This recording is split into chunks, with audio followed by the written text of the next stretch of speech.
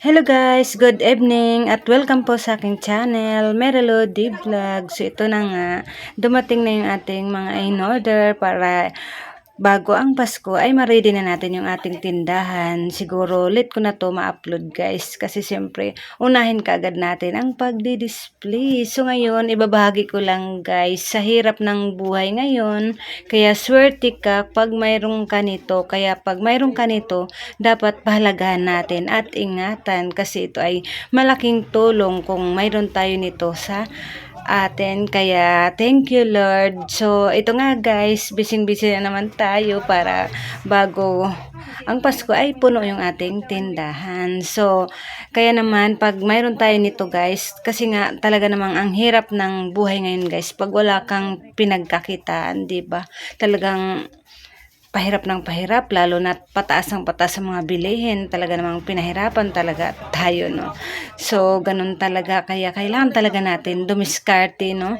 Maganda talaga na mayroon tayong kahit maliit na negosyo, guys. Kahit paano ay mayroon tayong pinagkakitaan. Tulad nga, ngayon, wala nang pasok yung aking mga anak at si partner. Kaya, ayan, tumutulong sila dito sa aming tindahan. Tulungan kami. Kasi, pag ganito, guys, pag mayroon tayong maliit na negosyo, talagang pag masipag tayo, talagang nakakabayad tayo sa ating mga bayarin. Kaya swerte tayo pag mayroon tayong maliit na negosyo. Kasi maraming nangangarap nito na magkaroon ng sariling negosyo.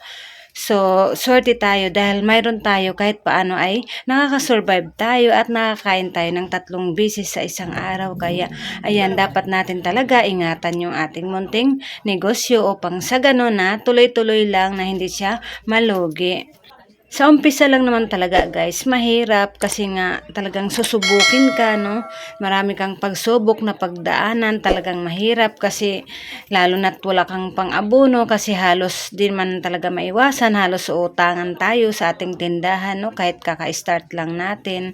Hindi talaga yun maiwasan guys, kaya kailangan talaga natin lakasan ang ating loob, no? Lakasan talaga ng loob at talagang mag-isip talaga tayo ng paraan kung paano natin siya palaguin at didiskarte tayo at wag na wag talaga tayo mapanghinaan ng loob dahil tayo lang talaga ang aasahan ng ating munting negosyo. Kaya kung gusto natin na magtagumpay, na lalago kaagad ng ating munting negosyo, kaya kailangan talaga natin pagsumikapan, paluguin siya at paghirapan, magsakripisyo tayo, magpuyat, no? Aga gising, lahat ibubuhos natin, lahat ng oras natin sa ating munting negosyo para ito ay mapalago. Kasi guys, swerte talaga tayo pag mayroon tayong pinagkakitaan kahit nandito lang tayo sa bahay dahil ang hirap din kasi guys pag mananarbaho ka, yung mga muhan ka, talagang ang hirap dahil di maiwasan yung mga may paipal, no? Talagang ranas ko kasi yun dati guys, kasi dati naman ay sales lady ako. So talaga naman ang hirap dahil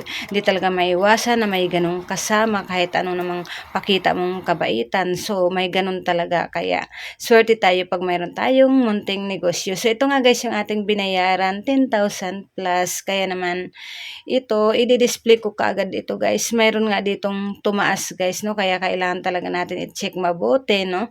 Kasi may nagsitaasan na naman. Panay taas na lang, no? Hindi lang red horse, mga alak ang tumaas, pati na rin itong mga paninda. Kaya ugaliin talaga natin i-check.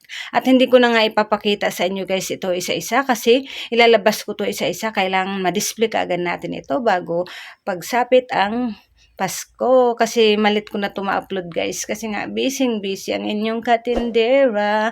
At buti na lang may tumutulong sa akin yung aking assistant.